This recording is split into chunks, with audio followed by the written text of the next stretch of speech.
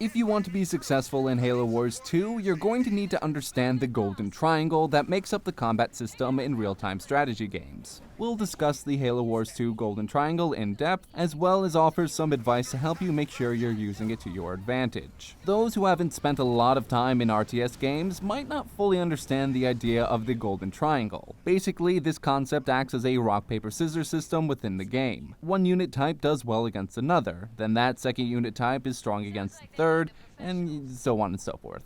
In real-time strategy games, this three-pronged system boils down to three main types of units: air, infantry, and vehicle. In Halo Wars 2, this means that infantry units like the Marine or Hellbringer do well against air units like the Banshee or Hornet. On the other end of the spectrum, air vehicles like the Banshee or Hornet will do better against ground vehicles like the Scorpion or Warthog. Finally, ground vehicles will do better against infantry. It's not a confusing system, though it can be a bit hard to follow in the RTS environment where everything moves quickly when battle happens. Obviously, with armored vehicles, the damage ratio changes, but the combat system follows this basic triangle of efficiency throughout the game. Using the golden triangle to your advantage relies heavily upon creating strong armies of like-minded units. These armies, which act as a group of units, can then be toggled and easily directed with a few clicks of your controller. This type of movement is important because it allows you to easily maintain large armies with much greater ease than if you simply highlighted every unit.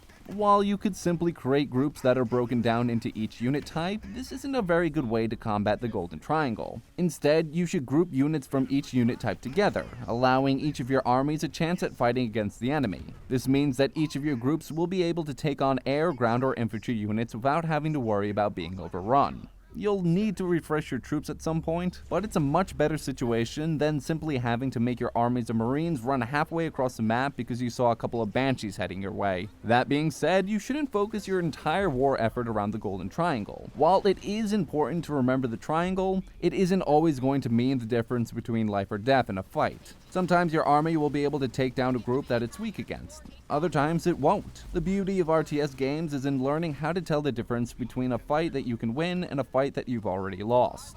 That's it for this video. If you enjoyed what you saw, be sure to like and subscribe. Also check our description for more Halo Wars 2 content. And be sure to check back every weekday for another Prima 365. And for more guides like this, be sure to head over to primagames.com.